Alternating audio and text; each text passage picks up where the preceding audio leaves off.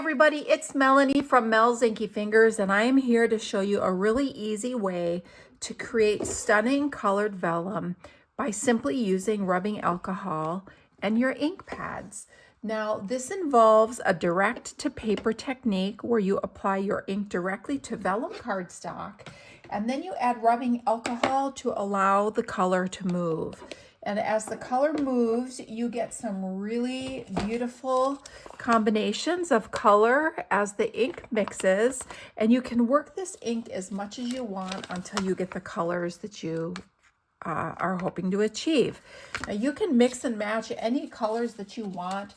I'm going to use 2 greens for this one. You could use more than 2 colors, but you don't want your color to get too muddy. As these colors mix, they will create their own new colors on your vellum. And so if you're going to add in a 3rd color, you want to make sure you don't overwork the color. So I'm going to use Garden Green and Old Olive. These are 2 Stampin' Up! Greens. And I'm going to use a piece of vellum cardstock. So this is a vellum technique that's really easy. To do this, you're going to want a piece of paper towel, and I put that right underneath my work surface. You're going to want some rubbing alcohol, and I have put my rubbing alcohol in a Stampin' Up! Stampin' Spritzer. These are really inexpensive. I have a lot of them. I will also add ink re-inker right inside the rubbing alcohol and use these to mist on my projects.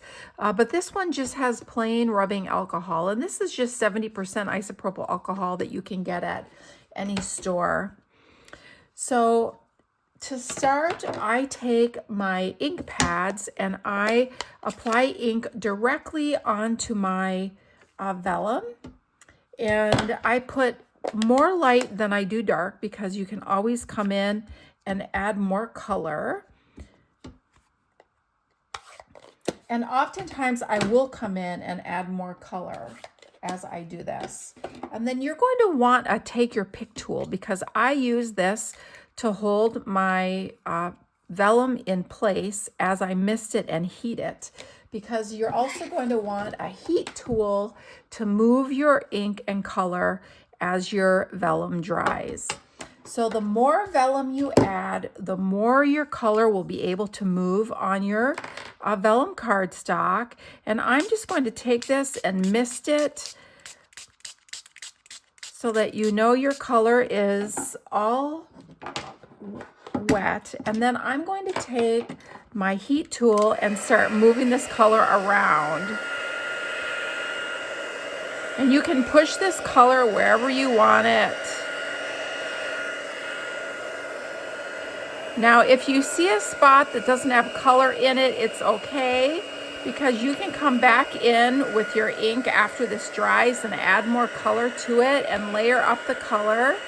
You can also blot off some of the color. So if the color is too intense and you want it to be lighter, you can do one of 2 things. You can dry it and see how it looks, and then come back in with more alcohol and dab it off after it's dry. Or you can blot it off before it dries so that you get a lighter color. Now it will want to curl up on you, and I just use my take your pick tool to pop those open. And then when my paper is pretty close to dry, I will take it and flip it over and then just heat it on the back, and that will help flatten it out a little bit. And you never know what it's going to look like. Every piece comes out just a little bit different. So now let's flip this over and see where we're at. So this is the color that we have. Now, if you want more color, you can come back in. Maybe you want a little more dark green down here, maybe over here, maybe a little up here. You can add that in. And when I add more rubbing alcohol to this, all this ink will start to move again. So you can get this wet. You're going to get your fingers dirty. This is not a clean finger technique. But you can see it reactivates all that color, and you can start blending and moving your ink again. And if you see a little dry spot like I have right here, I'm just going to add more alcohol there, and that'll activate that color and allow me to move it. I have a little fuzz on my paper right here. Let's see if I can.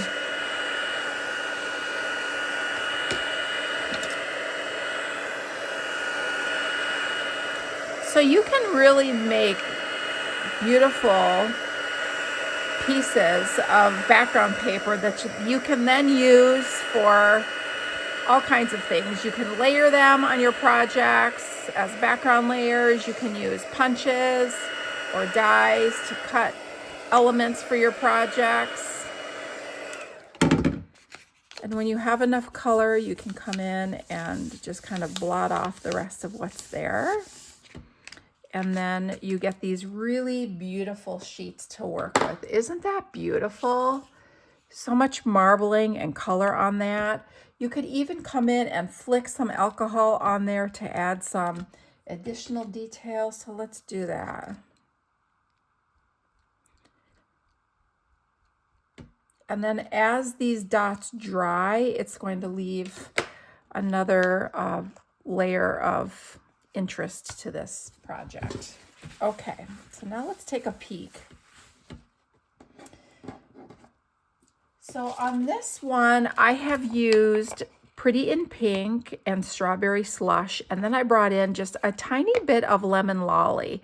I did not come back in and add more color to this. I would come in a second time because I put my pink on before my yellow and I didn't want to muddy my pad, but I would come back in and add some yellow into some of these areas and get that pink and yellow to blend a little more. And this would be a beautiful sheet to die cut some floral images to add to a project. Now this one here, I used Cajun Craze and Daffodil Delight. I only blended it once. I did not come back in and add more color. And this is the element that I created with that. What I did to this sheet is I added adhesive sheet to the back of it. And then I put it on a piece of Daffodil Delight cardstock and die cut this leaf image from the Gathering Moments dies. I created this large leaf that is going to make a gorgeous element on a fall card. So I hope you liked seeing this technique. I hope you try it. It's easy to do, and it makes you feel a little bit like you're back in art class. Thanks. I hope you try it.